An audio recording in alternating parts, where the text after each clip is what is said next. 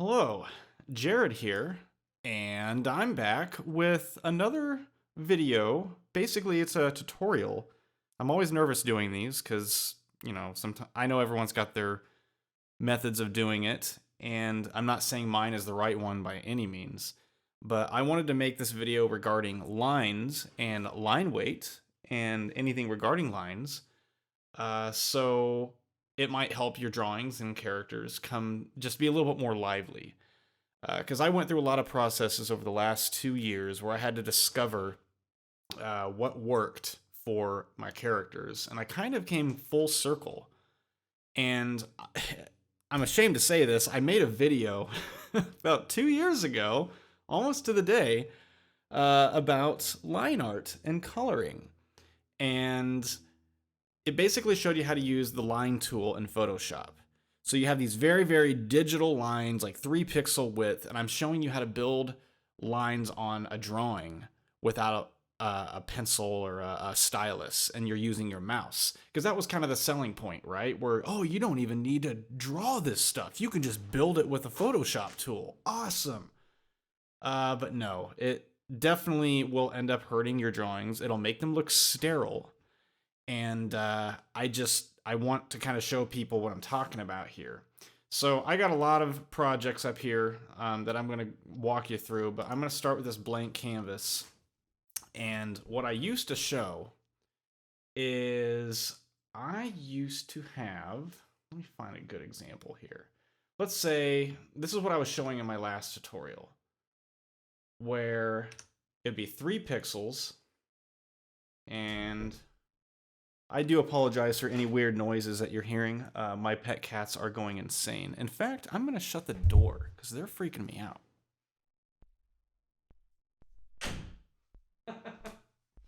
Okay, yeah, they were jumping all over the desk as I was recording this, and they're just running laps through my apartment, so we're not going to have that happen anymore. So, this is what I showed. So, let's say that you're going to run a curve. You say you have your points, and then you would do this. Like, oh yeah, this is going to be the guy's arm. I have this little sketch. In fact, let's do that. Let's show the sketch. I was like, oh, I was sketching his arm. It's like, whoa, this is a terrible arm. Whoa. Yeah. Whoa, yeah. Okay, so now, let's say that let's make that nice line. And boom. Do not do this. Do not do this. This is so sterile. Like that doesn't, I mean, okay, you can use this for layouts of like landscapes, and I do that a lot with architecture. I'll lay my lines down or get your perspective lines going. But when you're talking about organic characters or drawing people, it's not going to do too well for you. So just to make my example here, let me just give another layer. So the way I'm doing it now, I'm not only drawing my lines in by hand, but you make sure that it has line weight behind it. So I can just do that. And this is kind of a gritty pencil that I'm using. Let me see if I can find an inker. I don't know. I haven't used over half these, so let's brush beauty. I apologize for this. All right. Ultimate rough inking. Let's see what this one does. Okay. But the point is that you get that line weight. And the bigger you take your line weight, the more dynamic effects you're going to get out of it. Now, I personally still draw my characters at a very thin line weight. So you don't see massive variations before and after, but a lot of people do like nice, big, thick lines on their characters, and then they can bring it down real tiny and then bring it real big again. But this is going to help your characters a lot. So what I'm going to do, I'm going to rewind the clock and go back a few years. For people that know what I've been up to, I started drawing about, I don't know, 2.5 years ago, seriously. And I had to basically teach myself. I put in a lot of time, so you may see some rapid jumps here because there's been thousands of hours of work at this point. But I'm going to go back to Nibbles. Some stupid cat that I drew. This is when I was doing line work in Flash.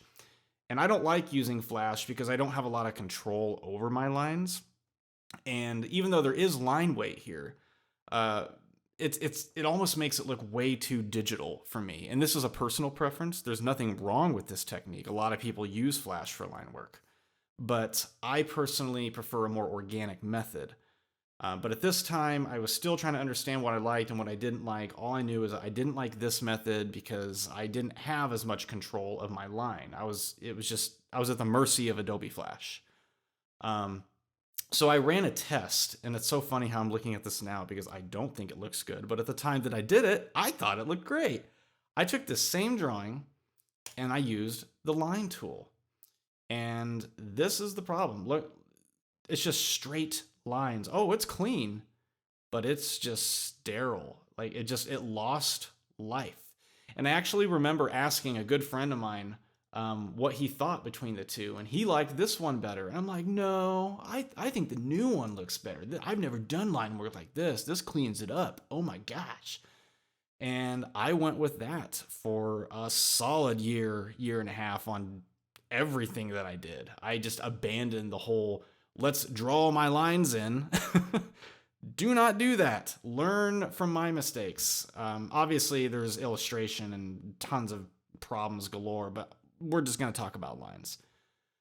So everyone remembers this. If you saw one of my tutorials on YouTube, I'm debating on whether taking it down. I might just leave it up just to have it there, but I may have to put I don't know, what do you call this? An annotation to say that this is outdated. Do not do this. And I kept doing it the same way. Like a year later, this is the same character a year later, or not even a year later. This was like 4 to 5 months later. And still the same thing. Just sterile line work. Now I did shave off the ends. Just because that does help, but not enough. I mean, there's a lot of problems here.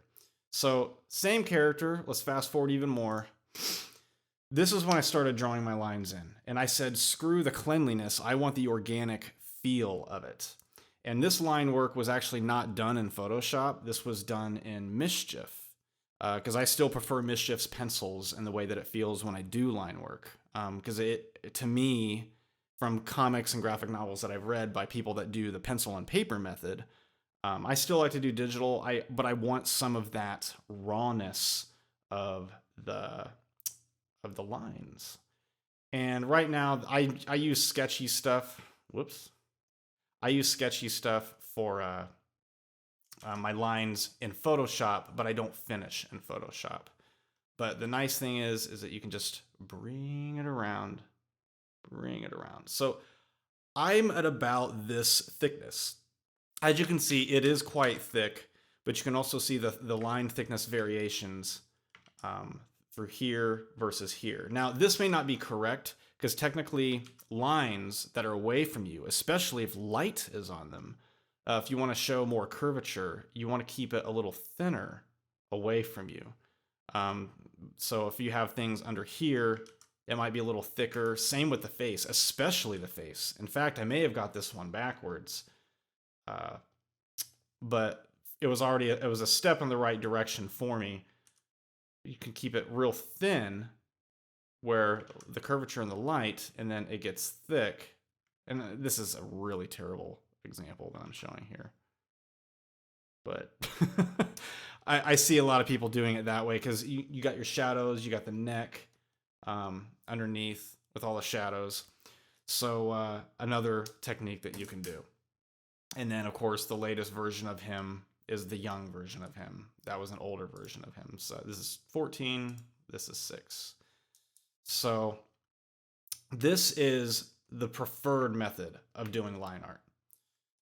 It's a little even through here, but all of this is organic. There is no building. There is no stupid line tool. Do not use this. Do not do what I told you to do. I was a bad teacher back then. I hope I'm at least a tiny bit better now. I'm not brilliant. But that's what I'm talking about. And there's a lot of methods of doing lines, because people are like, okay, well, it's really hard to do lines because, you know, like building it is so much nicer because I can just kind of sit back and just kind of find where I want it to be. I can like turn stuff. I can do this. I can do that. Well, okay, but have fun not having nice drawings full of life. Forget this. So what I'm gonna do, I'm gonna use Mischief just for kicks because I just really like the line quality in Mischief. So let me set that up here. I should have had that set up for the video. But what I'm gonna do, I'm gonna open up that same drawing you just saw. It's a little rougher at this point. Let's see, let's go, bam. All right. So the original sketch I had, he was smiling in the original sketch, and there were some adjustments I made afterwards. But if you want to do sketches or line work, now in this program I was using about 11, I'm assuming that's 11 pixels, and it will go 0 to 11. So I can bring it down to like you can't even see it, to pressing as hard as I can, 11 pixels across. If I want a little bit more dynamic variation, I can increase that to about, let's try 15 pixels. So we get a little bit more thickness. Also, I usually go at like a charcoal color for my lines. I end up coloring them in the end, but I usually don't go completely jet black. I kind of like this dark charcoal. And I do about an 88 opacity. I don't go 100% on it. I still want it just a little bit translucency. So what I do, this program's a little weird. I mean, you can do this at any zoom in process. If you're in Photoshop or Paint Tool Sci or Manga Studio, whatever you want. Those are all pixel based, so whatever resolution you choose, you're going to get it when you draw on the sketch. This one dynamically shifts because it's an infinite canvas. But what I usually do for lines, generally you have one or two good methods of getting the best stroke out of your hand. For one, you don't just draw with your hands. You draw with your arm. You draw with your shoulder. If you're just trying to use your wrist, you're not going to get the best motion on longer strokes. You have to like get your arm into it. You're going to get a better movement, better flow. It'll feel better. You won't get cramps as quickly. I mean, if you sit down for like 8 hours a day, yeah, you might get cramps. But as far as flow, get in the practice of using your shoulder. Get in the practice of using your arm. And the bigger the stroke, the more you're going to need to do that. But alongside that, don't be afraid to rotate the canvas. Because generally moving down towards yourself will give you the best stroke. Sometimes people work better going up. Just kind of depends on how you feel a good stroke is for you.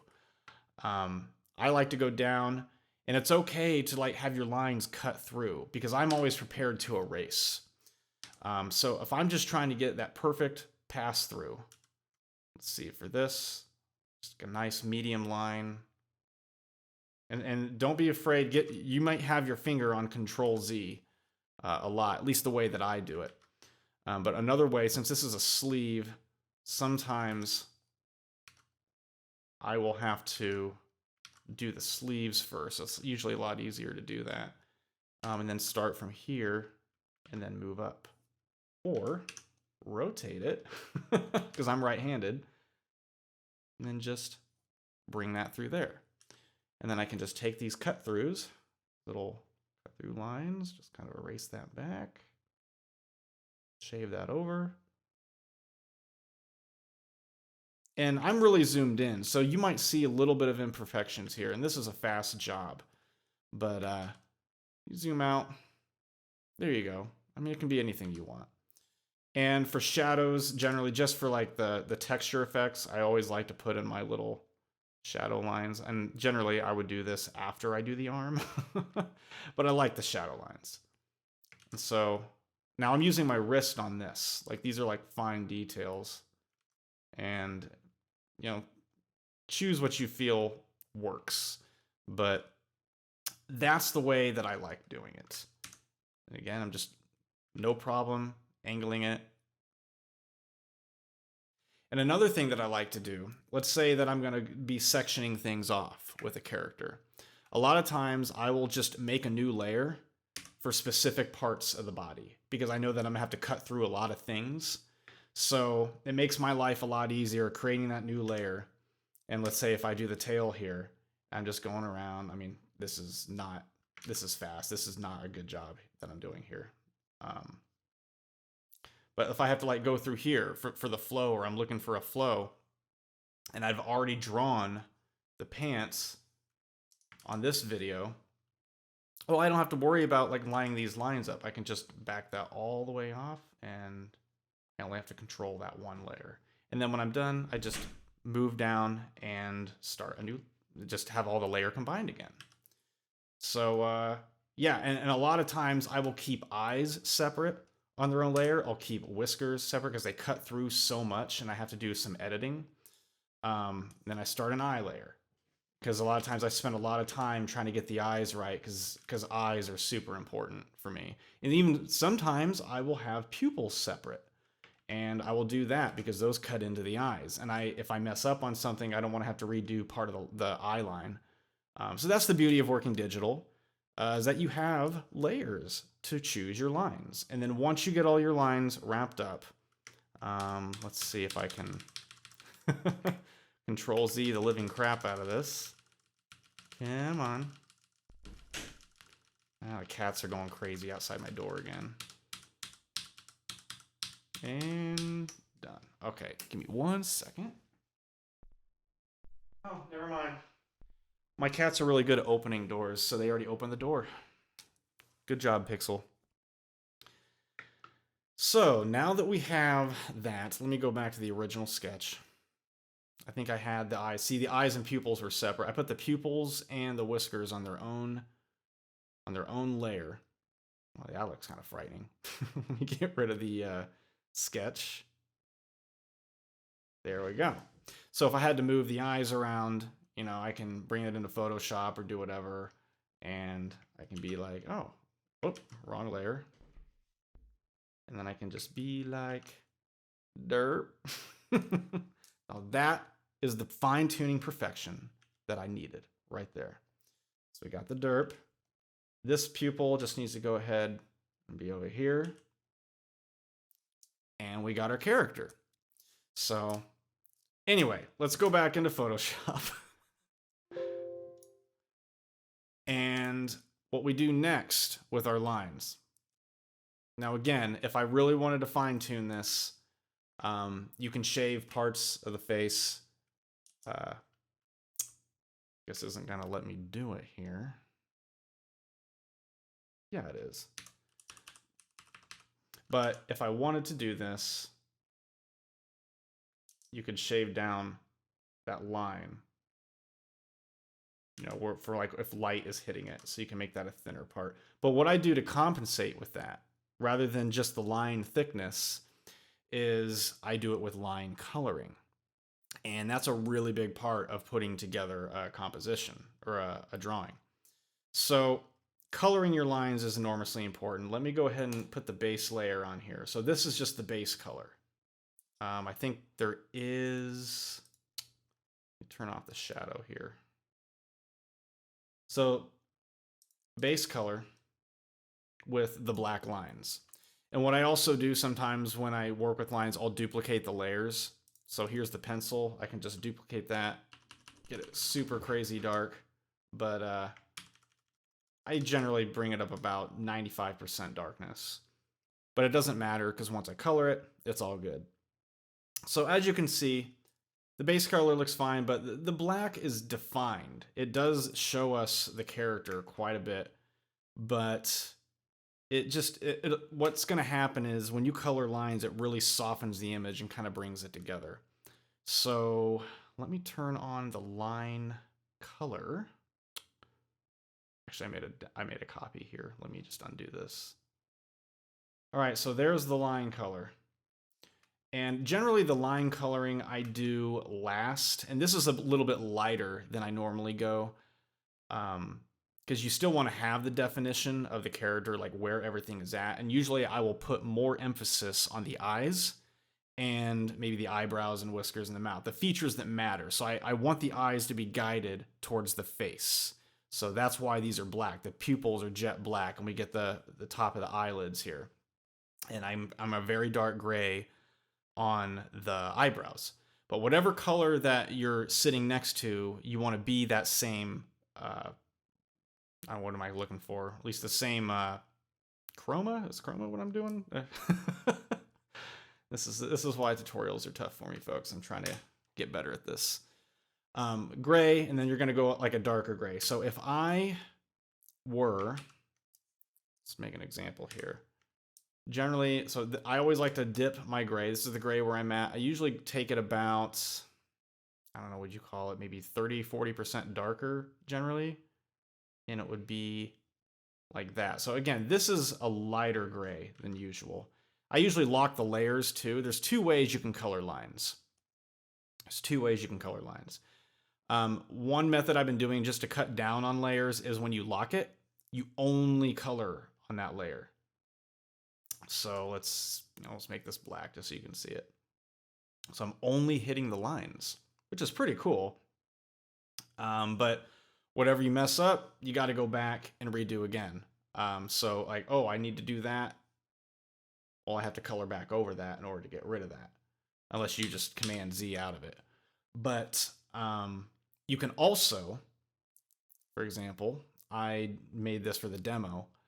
You can do a clipping mask, where if you have a layer selected, here's your lines, and let's pretend that they were all black. Let me just put this down together. Okay, so they're all black.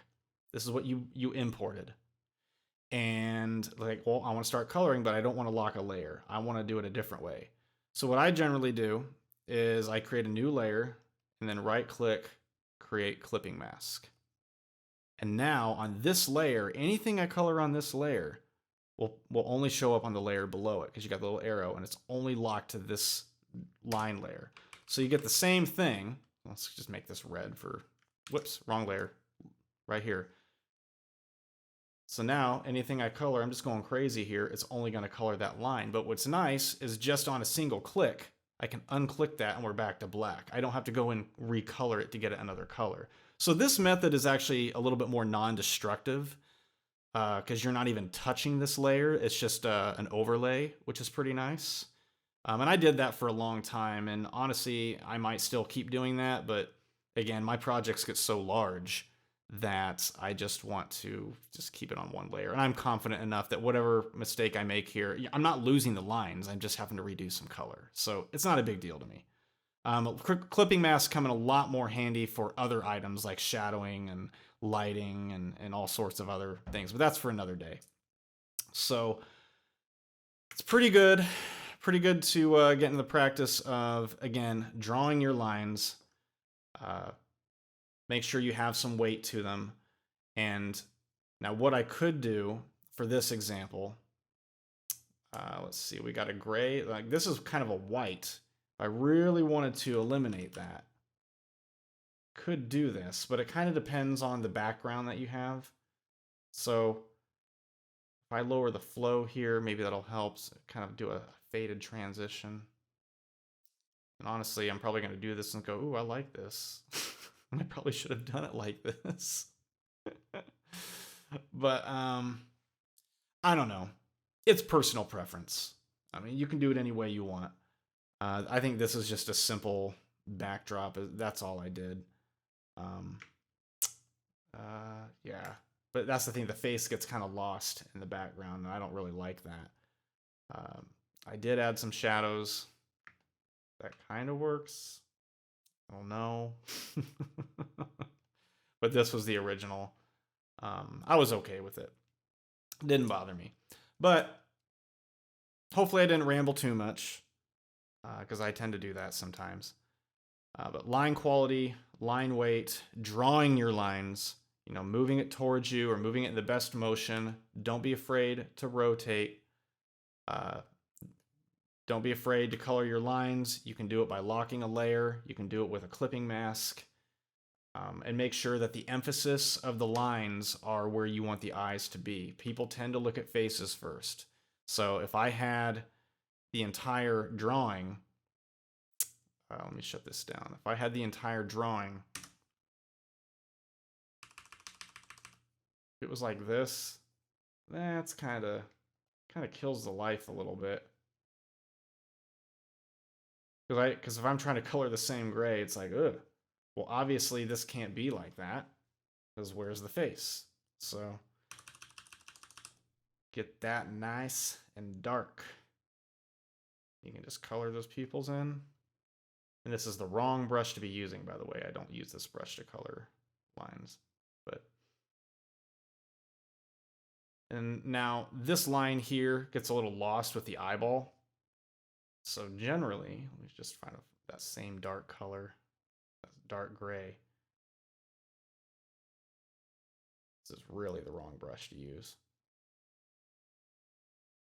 But that's what I'll basically do. Just make sure that refinement, let me use a better way. Let's see, right here. There we go. Much smoother. So we get that definition of that crossover here. There we go. And then for like this pink here, I generally just kind of go down maybe out of this whole thing.